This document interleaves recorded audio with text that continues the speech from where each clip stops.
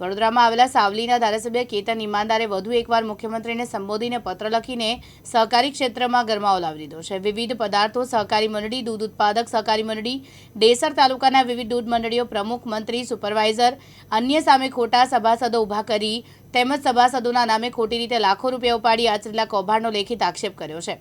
ડેસર તાલુકાના મેરાકુવા દૂધ મંડળીમાં 5 મૃત થયેલ સભાસદોના નામે નાણાં ઉપાડી ગેરનીતિ કર્યાનો લેખિત આક્ષેપ છે। ધારાસભ્યના પત્રમાં મરણના દાખલા સાથે મૃત્યુ પામેલા બાદ 5 સભાસદોના બેંકમાં ખાતામાં કેવી રીતે દૂધ ભર્યું, એક સરખી રકમ કેવી રીતે જમા કરાવી, દિન પ્રતિદિન 60 થી 70 લીટર દૂધ ભર્યાનું બતાવીને નાણાં ઉપાડ્યાનો આક્ષેપ કરાયો છે।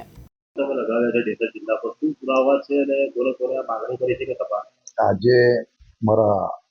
ડેસર તાલુકાના મેરાકુવા ગામની દૂધ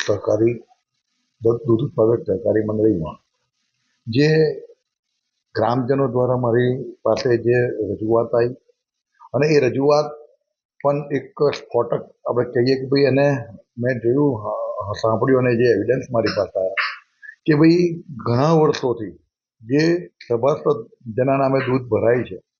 ઘણા વર્ષો પહેલાં એ લોકોનું મૈયત થયેલ છે અને ત્યારબાદ એટલા વર્ષો પછી પણ એમના મૈયત થયાના વર્ષો પછી પણ એમના જ નામે ખોટું સભાસદ તરીકે એમનું નામ તેમજ એમના જ નામે ખોટી રીતે દૂધ ભરાતું હોય અને એના જ નામે બેંકમાંથી પૈસા ઉપાડાતા હોય એવું મોટું કૌભાંડ લાખો રૂપિયાના કૌભાંડ બહાર આવ્યું છે। મેં આજે બરોડા ડેરીના એમડીને, બરોડા ડેરીના ચેરમેનને, અમારા જિલ્લા રજિસ્ટ્રારને, કલેક્ટરશ્રીને બધાની પાસે એક માગણી કરી, ડીએસપી અમારા જિલ્લાના એસપીને પણ કે ભાઈ આની તપાસ કરો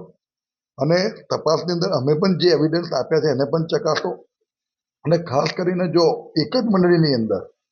આવું મોટું કૌભાંડ થતું હોય અને લાખો રૂપિયાના કૌભાંડ આવી રીતે બહાર આવતા હોય તો બરોડા ડેરીની, બરોડા જિલ્લાની ને છોટાઉદેપુર જિલ્લાની કેટલી મંડળીઓની અંદર આ વસ્તુ થતી હોવી જોઈએ। અને મારી પાસે તો એક પછી એક માહિતી આવે છે, હું પણ આશ્ચર્યચકિત છું કે ભાઈ આવી રીતે પણ માણસ મરી ગયા હોય એના લગભગ 3-4 વર્ષ પછી પણ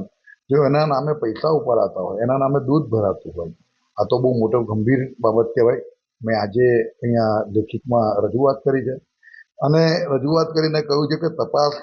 સચોટ થઈને તપાસ કર્યા બાદ જે મેં પુરાવા સાથે આપ્યા છે, પુરાવા સાચા નીવડે તો એના ઉપર ફોજદારી કાર્યવાહી કરવી જોઈએ। અને એમાં જેટલા લોકો સંડોવાયેલા છે, ખાસ કરીને ડેરી મંડળીનો વહીવટ પ્રમુખ મંત્રીઓ કરતા હોય છે, સુપરવાઇઝર ને ઓડિટરો પણ એનું ઓડિટ કરતા હોય છે, તો મને ખ્યાલ નથી આવતો કે આટલા વર્ષોથી આટલું મોટું કૌભાંડ ચાલ્યું કેમનો। એટલે કોણ સંડોવાયેલા છે, જેટલા સંડોવાયેલા હોય બધા ઉપર કાયદેસર ફોજદારી ગુનો દાખલ થાય અને એમના પર સખ્તમાં સખ્ત લોકોને મેસેજ જાય એવી કાર્યવાહી થાય, એવી સજા થાય એવી મારી માગણી છે। અને આગામી દિવસની અંદર આ મુદ્દો હું માન્ય મારા મુખ્યમંત્રીશ્રી તેમજ સહકાર મંત્રીશ્રીને પણ હું આપવાનો છું, કારણ કે મેં ઘણા ટાઈમથી આ વાત કરતો જ આવ્યો છું। નકલ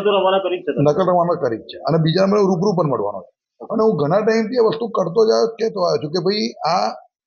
ઘણા તમે જુઓ કે આ જે પશુપાલકો જે છે એ ખરેખર એની હાલત તમે જુઓ તો તમને ખ્યાલ આવશે કે આ બિચારા કેવી રીતે દૂધ ભરે છે, એમના પોતાના પેટ પર કાપ મૂકીને એમના બાળકો માટે પણ દૂધ નથી રાખતા અને દૂધ ભરે છે, કેમ કે ભાઈ એમને દૂધના પૈસા કામ લાગે। જ્યારે આવી મંડળીને આ રીતે નુકસાન કરવાનું કાવતરું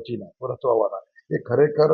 આતંકવાદીઓથી પણ ખરાબ છે। એટલે આ લોકો પર કાર્યવાહી થવી જ જોઈએ। એમાં જે પણ લોકો હોય, મને ખબર નથી કોણ છે, પણ જેટલા લોકો હોય બધા જ જે આમાં કાયદેસર રીતે એમનો હાથ લાગે બધા ઉપર પગલાં લેવા જ જોઈએ અને સખતમાં સખત કાર્યવાહી કરવી। બરોડા ડેરી તપાસ યોગ્ય કરશે એવું લાગે છે? મને લાગે છે કે બરોડા ડેરી 100% તપાસ કરશે। એમડીને મેં કહ્યું છે, ટેલિફોનિક પણ મેં એમને વાત કરી, એમને મારી કોપી પણ મોકલી છે, જિલ્લા રજિસ્ટર સાથે પણ વાત થઈ અને જો બરોડા ડેરી કે કોઈ તપાસમાં ચૂક પણ કરશે તો મારા સ્વભાવ પ્રમાણે હું આની અંદર પીછેહટ નહીં કરું અને મેં આંદોલન કરવાની જરૂર જ નથી। આ વસ્તુ આંદોલન માટેની છે જ નહીં, આમાં ના થાય તો કરાવતા મને આવડે છે। અઝરુદ્દીન ચૌહાણ, દિવ્યાંગ ન્યૂઝ, સાવલી, વડોદરા।